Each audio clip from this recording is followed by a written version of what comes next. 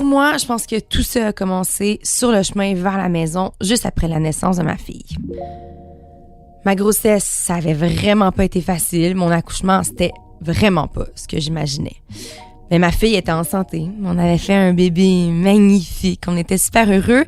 Puis mon chum était incroyable. Il était aidant, il était attentionné.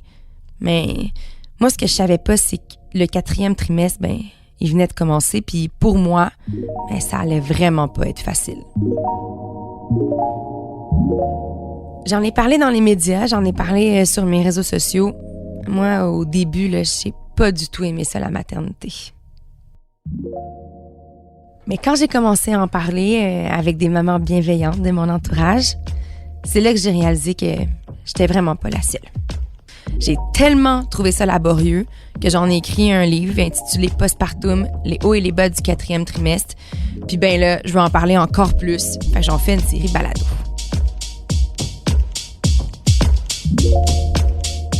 Je m'appelle Valérie Roberts, vous écoutez Postpartum, un balado qui parle de toutes les nuances de gris de la maternité, de la femme épanouie à celle qui sera finalement diagnostiquée avec une dépression.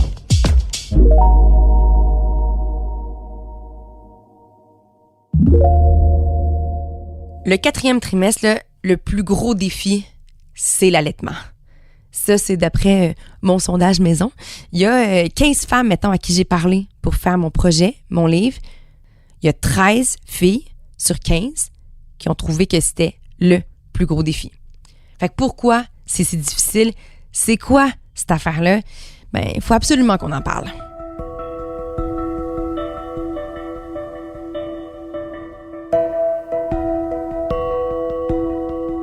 Dans mon 9 mois de grossesse, toutes les femmes que j'ai parlé, à chaque fois, c'est la question, est-ce que tu vas allaiter?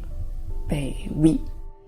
Elle, c'est Élie Rose. C'est une chanteuse québécoise, c'est une maman depuis 2015. Moi, je l'avais déjà rencontrée en entrevue pour parler de sa musique, mais là, on est complètement ailleurs. Là, je suis chez elle, puis on parle de quelque chose de tellement intime. On parle de son 4e trimestre, puis surtout, je la sens fragile. Mais il y avait jamais de, tu sais, il peut avoir un frein de langue, tu sais, ça peut être compliqué, tu sais, ça peut faire mal, tu sais, ça se peut que t'aies des problèmes, tu sais, ça se peut que ça te rende folle, les tétés groupés, les tout, tu sais. Personne m'a parlé de ça. Pendant sa grossesse, si on lui posait la question, Élie, est-ce que tu veux allaiter? Elle répondait toujours, si ça marche, oui, sinon, c'est vraiment pas grave. Elle avait jamais pensé que l'allaitement, ça pourrait être le plus gros enjeu de son 4e trimestre, puis surtout, que ce défi-là allait se présenter quelques minutes après l'accouchement, dans un moment de grande émotion, mais de très grande fatigue. Quand j'ai eu Ariel, c'est là qu'on m'a dit tu vas le mettre au sein, t'as tant de temps pour le mettre au sein, etc. Je commence à le mettre au sein, je suis comme aïe aïe. Genre, mes seins, mon mamelon, là, je pensais qu'il allait l'arracher. Puis là, à chaque fois, l'infirmière, elle replaçait. Non, il le fait pas bien, mais continue. Puis écoute, à un moment donné, à la fin de la nuit, j'étais comme... Je disais à mon chum, je disais, écoute, genre, j'ai l'impression que mes seins vont tomber. J'ai tellement mal. C'est comme si c'est comme une plaie, puis qui tète après, tu sais. Oui. Mais moi, ce que je trouve, c'est que les mères, ils consultent souvent pas assez vite. Maureen Léger-Willa, c'est une nutritionniste, c'est une biologiste, c'est une conseillère en lactation depuis plus de 15 ans. Elle a accepté de me faire une place dans son horaire qui est super chargé, dans son bureau à la Source en Soi à Montréal, où elle offre des ateliers préparatoires à l'allaitement. Elles ont mal, OK? Et elles se disent, ça va passer. En fait, elles ne le disent pas, elles attendent. Maureen, dans ce que j'ai compris là, de ma discussion avec elle, elle avait 2 constats. Premièrement, les mères, ils attendent trop longtemps pour consulter. Ils ont trop mal, l'allaitement est trop difficile quand elles arrivent à la ressource. L'autre constat, les mamans, ils prennent pas assez de temps pour elles. Ce constat-là, je vais y revenir plus tard. Mais là, l'allaitement, c'est pas normal que ça fasse mal. Si à la première tétée et à jour 1, vous avez de la douleur, consultez. Tout de suite, là, sur place. Non, mais si vous faites rien, il ne se passera rien, là. Ça passera pas. C'est pas là, on peut avoir un mamelon gercé, fendu, la peau arrachée, jour 1, là. Première tétée.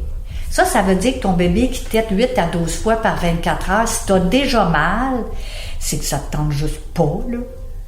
Fait que là, je reviens à la question de base, c'est s'il y a douleur, on consulte tout de suite. Même si le personnel infirmier a l'air à dire, je dis a l'air, et vous avez une bonne prise du sein. Oui, mais ça me fait mal. Ben, ça veut dire qu'elle n'est pas bien bonne, là. Traduisons ça. Fait que, faut tout de suite y voir.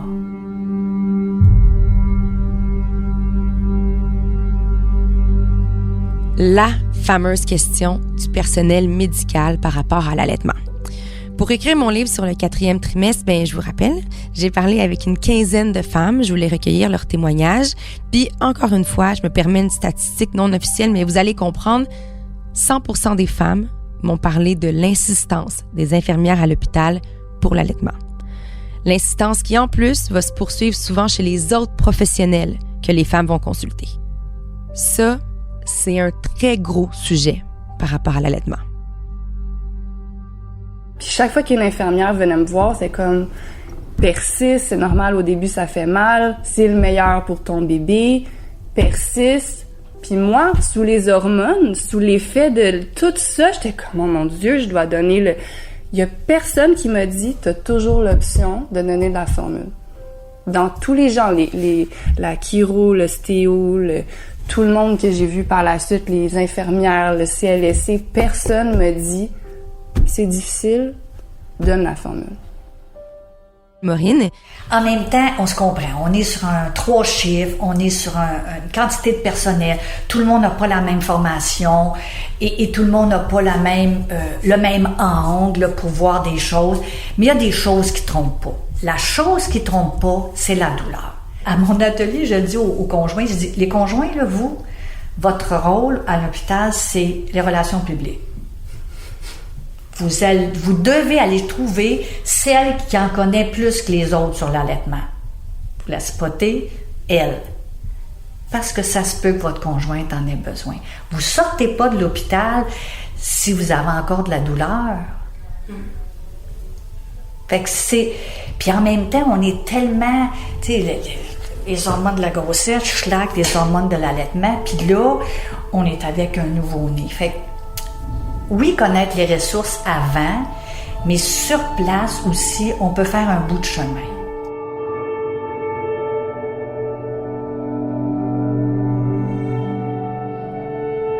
C'est exactement ça.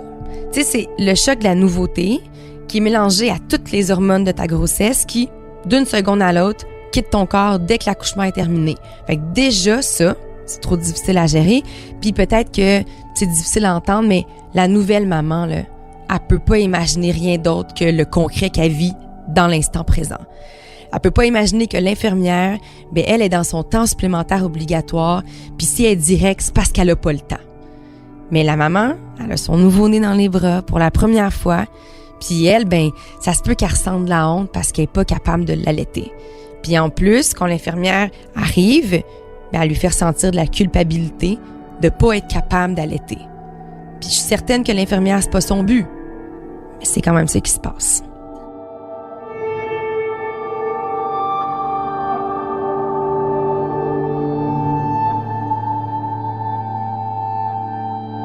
Puis qu'est-ce que... Il y en a beaucoup aussi qui me disaient que puisqu'elles ont senti un certain type de pression de la part du corps infirmier lorsqu'elles étaient à l'hôpital, quand elles finissent par sortir, elles ont encore des difficultés d'allaitement, elles ont de la difficulté à en parler avec les autres, à appeler, à aller dans des haltes d'allaitement, de peur d'être comme presque jugées. Ouais, non, mais je comprends. Qu'est-ce qu'on dit à ces femmes-là? Premièrement, des fois, aller à halte allaitement, elles n'ont pas l'énergie. OK? Moi, j'ai eu la chance avec la pandémie de faire quasiment 1 an et demi en Zoom. On n'avait pas le choix, là, on ne peut pas sortir. Mais ça permet aux mères que quand elles m'appellent puis que c'est urgent, écoute, des fois, moi, dans mon agenda, j'ai pas tout cet espace-là, on peut au moins faire du Zoom. Je vois tout. Je vois même les freins restrictifs en Zoom. Des fois, on peut vraiment se parler tout de suite. Et des fois, il y a des mères, une fois qu'on a fait l'évaluation, moi, je dis à la mère, voici votre production de lait, elle est insuffisante. Et avec tout ce que vous avez fait, mais peut-être qu'elle a fait des choses, voici le portrait. Est-ce que vous voulez poursuivre ou aller vers le sevrage? C'est des questions qu'il faut ouvrir. Il y en a qui vont choisir le sevrage. On peut les accompagner là-dedans.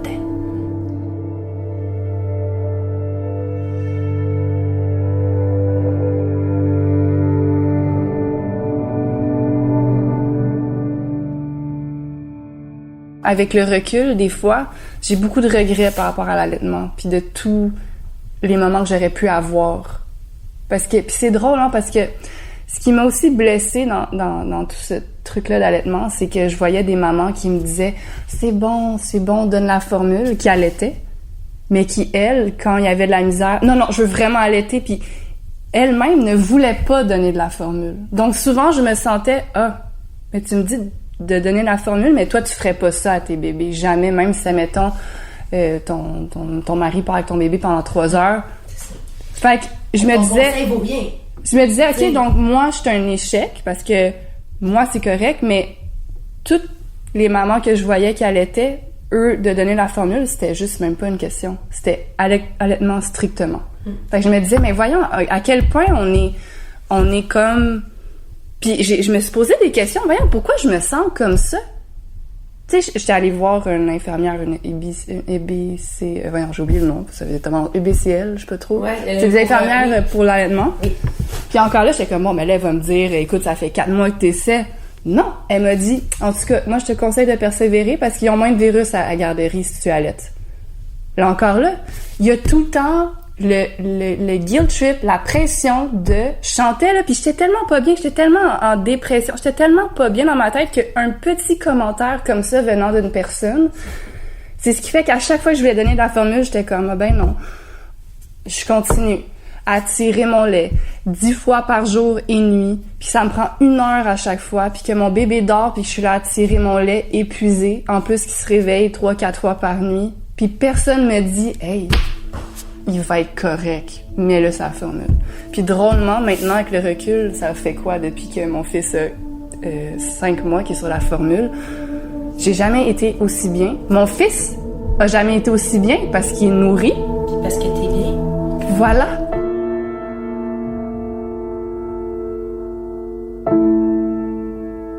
En début d'épisode, je vous ai dit que j'avais pas allaité. Ben c'est ça, je voulais pas allaiter. Moi, fallait que je retourne rapidement au travail après mon accouchement. Puis mon mari, il m'avait dit qu'il avait un réel désir de s'impliquer. Lui, il voulait donner des biberons. Il s'imaginait le faire durant la nuit. Puis, je vais être franche, ça faisait quand même mon affaire. Mais surtout, ce qu'il m'a dit, puis c'était super important pour lui, il voulait créer un lien avec le bébé. En plus, mon chum, c'est un cuisinier. Nourrir, c'est sa vocation. Fait que donner le biberon, c'est ça qu'il voulait faire. Puis il n'avait pas eu la chance de vivre cette expérience-là avec ses 2 grandes filles. Fait que rapidement, tout ça, ça a fait en sorte que je savais que je voulais pas donner le sein, j'allais pas allaiter. Puis aussi, mon obstétricienne, il faut savoir qu'elle était merveilleuse, elle était vraiment humaine, super ouverte à la discussion.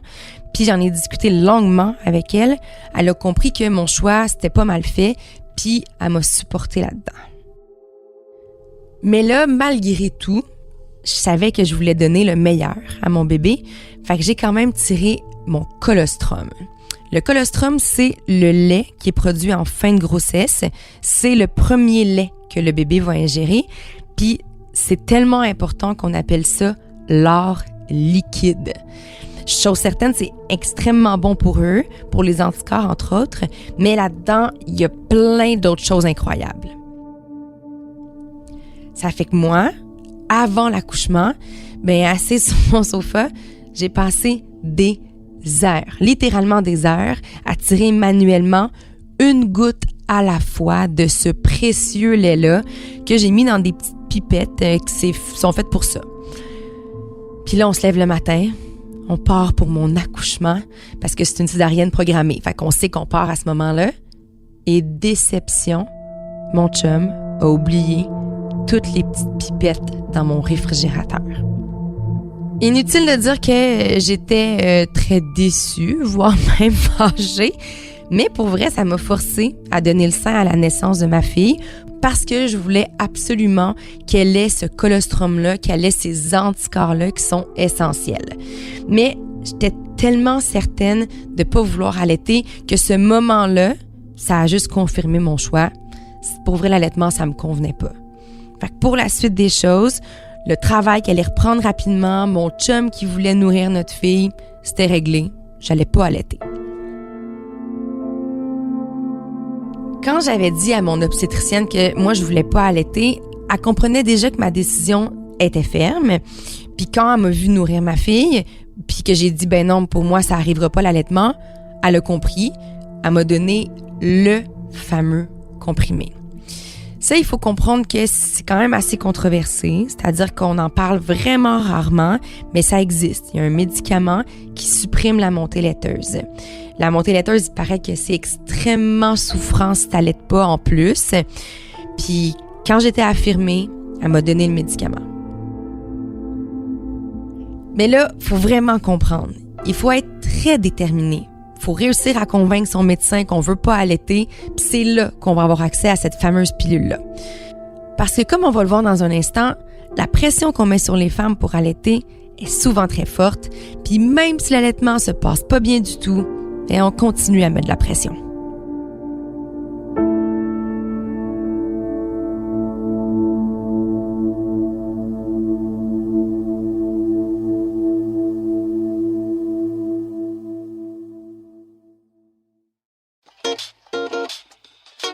Vous vous demandez ce qui pousse votre voisin à croire à une forme de vie ailleurs dans l'univers. Ou pourquoi certaines de vos connaissances doutent encore de l'existence des changements climatiques. Peut-être même craignez-vous qu'un jour l'humain entrera en guerre contre une intelligence artificielle comme dans le film Terminator. Je m'appelle Alexandre Moranville-Ouellette et je vous invite à explorer les secrets de ces théories du complot dans la 2e saison du balado Ce n'est qu'une théorie. La série est disponible sur cube.ca dans la section Cube Radio et sur les autres plateformes de balado.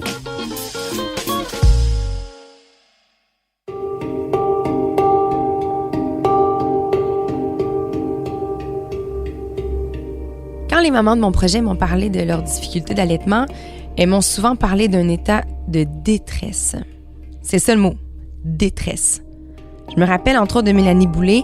Pour vrai, le témoignage des premiers instants de sa vie de maman, ça m'a bouleversée. C'est ça. Moi, j'ai eu cette grossesse horrible-là. Je me disais, hey, crime, le moment où je vais accoucher, je vais-tu être libérée? Ça va donc être génial. Je vais rencontrer mon bébé. Waouh! Puis là, tout le monde te dit, le moment où tu rencontres ton bébé, c'est extraordinaire. Tu vas tout oublier. Tu vas oublier même l'accouchement. Puis j'ai eu un accouchement vraiment traumatique. Fait que moi, quand j'ai accouché pendant 40 heures, ça faisait 3 jours que j'avais pas dormi, j'hallucinais ces murs, là, tu comprends? J'étais en psychose, là, presque, là. J'étais comme, amenez-moi dans un lit et laissez-moi dormir pendant 12 heures, s'il vous plaît. Mais là, c'est pas ça qui se passe, là. T'es à l'hôpital, on te force à allaiter pratiquement. On te réveille pour dire t'as-tu fait boire ton enfant, on te réveille pour te peser sa vessie, on te demande si t'as fait caca, c'est ça, on te laisse pas tranquille. Moi, à la fin, j'étais vraiment comme OK, je vais me pitcher par la fenêtre de ma chambre d'hôpital si vous continuez là. Puis tu sais, moi, je me rappelle, j'avais écrit sur mon plan de naissance que je souhaitais allaiter. Je me disais, crème, ça va bien se passer. Puis si ça se passe bien, ben oui, pourquoi pas. Mais là, à partir du moment où j'ai compris que l'allaitement, ça se passait pas bien du tout, j'avais mal au sein. Là, je voulais dormir, je voulais qu'on me crisse patience. Puis là, je manifestais le besoin d'apporter-moi une bouteille de lait à quelqu'un. On me disait, ben non, t'écris sur ton plan de naissance que tu souhaites allaiter. Fait que tu sais quoi les risques de pas allaiter? Puis là, on me mettait d'en face, je te jure, on me mettait d'en face, ton enfant va être moins intelligent, tu sais, genre, pour de vrai, là, il y avait des recherches qu'on me mettait d'en face de genre, les quotients intellectuels des enfants qui n'ont pas été allaités sont inférieurs à ceux qui ont été allaités, ton enfant va être plus malade, tout ça, là. T'es déjà en détresse parce que ça vient de pas bien se passer, t'es fatigué, t'es à terre, puis là, tu demandes comme, je peux-tu avoir un break, donnez-moi une bouteille, puis on te dit, mais si tu prends cette bouteille-là, ton enfant, il va y arriver tout ça. C'est tellement, ça n'a pas de bon sens. Ça n'a pas de bon sens. C'est de pas déceler à ce moment-là la détresse dans les yeux d'une mère qui est juste comme, la priorité en ce moment, c'est que je me sente bien, que je sois capable de le vivre, mon rôle de mère. Sinon, je m'en occuperai pas de cet enfant. Ben, sinon, qu'est-ce qui va arriver? Vous allez me mettre ces antidépresseurs. Je veux dire, qu'est-ce qui va arriver pour vrai? Prenez soin de moi, parce que moi, faut que je prenne soin de quelqu'un.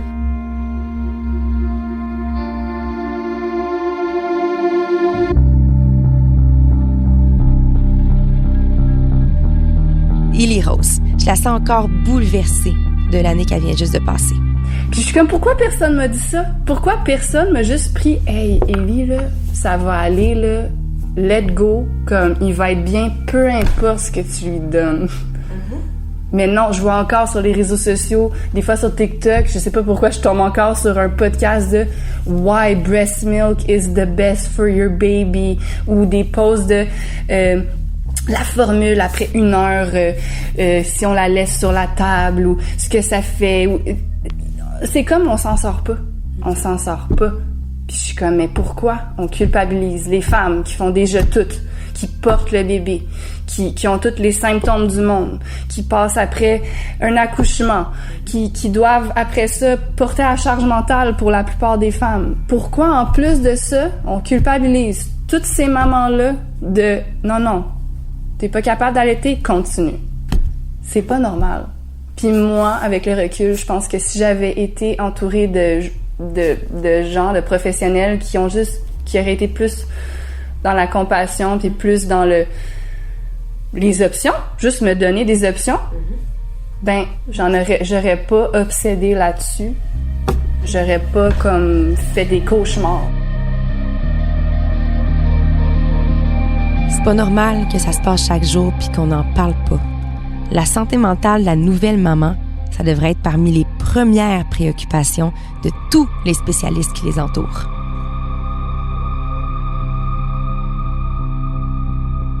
Fait que là, on comprend, là, il y a tellement de défis dans le 4e trimestre. Il faut savoir qu'il y a des ressources. Au CLSC, il y a des spécialistes qui sont là, qui peuvent nous accompagner. Mais au privé, si on a la possibilité de débourser de l'argent, il y a des gens qui créent des formations puis des ateliers pour nous. La femme à qui j'ai parlé, la conseillère en lactation, qui s'appelle Maureen, elle a créé une formation qui dure 2 heures. 2 heures pour te dire une seule affaire. Il faut, mesdames, que vous soyez avertis. Si vous voulez allaiter, il va y avoir une multitude de défis, puis pour vrai, ils peuvent survenir dans tout le processus d'allaitement. Puis Maureen, elle va me le répéter souvent dans notre discussion, c'est la préparation qui est vitale. Moi, je dis à mes clientes des fois, je voudrais pas péter votre ballon, mais soyons clairs, là. Vous êtes occupé juste de vous-même pendant tant d'années, puis les mères souvent accouchent plus tardivement maintenant, sont plus dans la trentaine avancée, sont habituées à leur travail, gèrent leur trafic, sont performantes et tout ça. Et quand arrive ça étant toute la partie de là, je vais accoucher, c'est la boîte noire. On ne sait pas comment on va accoucher. On n'a aucune idée parce qu'on est 2 là-dedans. On peut être bien préparé, mais on a un bébé qui est mal positionné, tout ça. On peut finir avec une césarienne d'urgence, on peut finir avec une latence de 3 jours, ça aboutit pas. Mais là, on est fatigué, ça fait 3 jours, on n'a pas dormi, puis l'allaitement, elle arrive tout de suite après. Fait que là, on est comme pas prête, on voudrait juste aller se coucher. Et moi, j'ajouterais un élément parce que je suis très préoccupée par la santé psychologique des mères. Moi, ça fait plus de 15 ans que je suis consultante en lactation. Les mères, des fois, ont peut-être sous-estimé leur niveau d'adaptabilité parce qu'il y a énormément de changements. Même si t'es pas une candidate qui a eu une dépression ou un épuisement professionnel, ça l'arrive un après l'autre, et t'es tellement dans la nouveauté que des fois, ta capacité de t'adapter est impossible. Il y a 5 activités qui reviennent à la mère qui allait. Allaiter, s'hydrater, manger, se laver et dormir le plus souvent quand bébé dort dans les 6 à 8 premières semaines. Ça, là, c'est la mère. On se comprend-tu qu'il y a plein d'autres affaires à faire, hein? Mais ça, c'est le conjoint et le réseau. Donc, il faut avoir un réseau. Ça, on en parle dans l'atelier. Fait que les gars, s'il y en a qui ne savent pas bien cuisiner, c'est de plus en plus rare. Les conjoints, maintenant, cuisinent bien, mais ils savent qu'il y a ça. La mère, elle ne peut pas se retrouver en train de cuisiner, en train de plier du linge, faire du lavage, puis sortir des poubelles. C'est pas vrai. Elle n'a pas dans son 24 heures. Tu sais, je vous parlais tantôt là, des mères qui prennent pas soin d'elles. Ben c'est ça. Souvent, déléguer, c'est pas la force de la personne qui, elle, souvent, traditionnellement, va s'occuper de la maisonnée. Mais la vérité, c'est que dans les premières semaines de vie de son enfant, la mère, elle a d'autres choses à faire. Parce que je le rappelle, dans mon petit sondage maison, l'allaitement, c'est un des enjeux les plus prenants du 4e trimestre. Mais ça semble être le point le plus tough. Il y en a beaucoup pour qui ça tourne autour de l'allaitement, tout ça. Tu sais, là, on parle de l'allaitement, mais je pense aussi que tout est lié. Tu parles d'isolement, ça me fait vraiment penser à quand j'ai eu mon bébé, tu sais, mon chum a voulu recevoir plein de monde à la maison, puis moi, je voulais que personne touche à mon bébé. Pour vrai, là, je me sentais comme une maman louve, là, c'est comme protect at all costs, tu sais. Même des fois, mon chum, il voulait bien faire, là, il voulait me laisser dormir, il partait avec des longues marches, là. J'étais comme, où es-tu? Comme, reviens, comme... C'est fou à quel point je pense à moi avant l'accouchement, puis moi après. Et des fois, je suis comme, mais qu'est-ce qui s'est passé? Tout ce que je disais avant, c'est pas ça que je dis en ce moment. Avant, j'étais comme, tu t'en occuperas, t'iras faire des marches, oui, on va voir du monde, on va faire plein d'affaires. Puis, c'est pas ça qui est arrivé, mais moi, ça a été tellement drastique, puis j'en parle ouvertement parce que je suis comme, écoute, même si ça arrive à une fille dans le monde autre que moi, je suis comme, ben au moins, elle va savoir qu'elle est pas seule. Parce que moi, je pense que j'ai tous les symptômes du 4e trimestre, genre fois 100, là, tu sais, fois 100. Mais en même temps, je suis comme, quand j'en parle à des mamans qui ont même l'air heureuses, que tout va bien, je me rends compte que c'est juste qu'on n'en parle pas, finalement. C'est juste que dans notre société, quand on a un bébé, il faut être heureuse.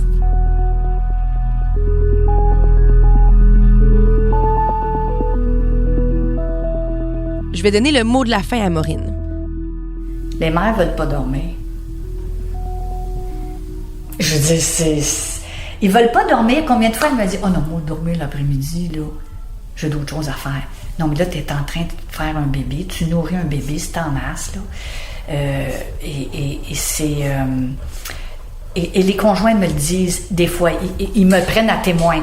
Là, je voudrais vous dire que ma conjointe, je trouve qu'elle doit pas assez. Puis quand on allaite, là, il y a une chose à connaître.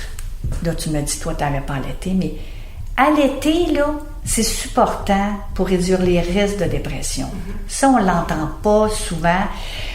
Parce qu'à chaque fois que le lait sort des seins, on sécrète des endorphines qui nous amènent un état zen. Ce qui fait qu'une fois que le bébé a bu, qui est repu, il va s'endormir, puis nous autres, on va avoir un état de somnolence. Qu'est-ce qu'on fait avec ça? Ça, puis je l'ai à chaque fois quand j'ai une cliente avec moi, je la vois, elle commence à bailler. Bébé a fini de boire, ses seins, tout le lait est sorti, et là, elle commence à bailler. Je dis, si tu étais chez toi, est-ce que tu dormirais? Je ferais des affaires. Ben non, c'est ça. Ça, c'est le moment où ton corps te dit, j'ai des signaux de sommeil, mon bébé s'est endormi, il est repu, c'est bon, moi j'ai une affaire à faire, je vais dormir. Et c'est comme ça que je vais rebondir. Et c'est comme ça que je vais être capable de me lever la nuit si je dors le jour. Ça s'apprend. Pour bien des femmes, c'est difficile, mais une fois qu'elles réalisent que le corps le dit, non, mais quand le corps le dit clairement, résistez pas au sommeil. Et c'est comme ça qu'on rentre pas dans le mur. Même si on n'était pas une candidate à dépression ou à épuisement. Mais je pense que les femmes se disent, ben voyons donc, je peux tout faire. Est-ce que ça existe, une routine optimale? Oui, la routine optimale, c'est je vais dormir quand mon bébé dort. Puis plus on est en synchronisation avec son bébé, il dort, je dors, puis quand il mange, c'est-à-dire quand il est au sein, ben moi, je vais avoir de la bouffe à manger à côté. Ce qui fait que quand il va s'endormir, moi, j'aurais juste à aller me coucher. Ça se place, ça s'apprend. Pour avoir un 4e trimestre harmonieux, ça se prépare. Ça se prépare.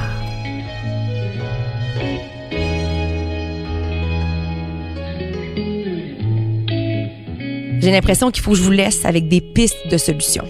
Puis ça commence par réaliser que dans notre monde de performance, un monde où quand on regarde des émissions de télévision puis des films, on n'arrête pas de nous dire que la maternité, c'est magique, c'est facile, faut mettre ses lunettes roses, faut vivre le miracle de la vie. Mais non, c'est pas vrai. Dès que tu tombes enceinte, faut commencer à réfléchir à ce qui va se passer. Parce que pour vrai, fiez-vous sur moi, là. 9 mois, même si ça peut sembler long, ça finit par passer tellement vite.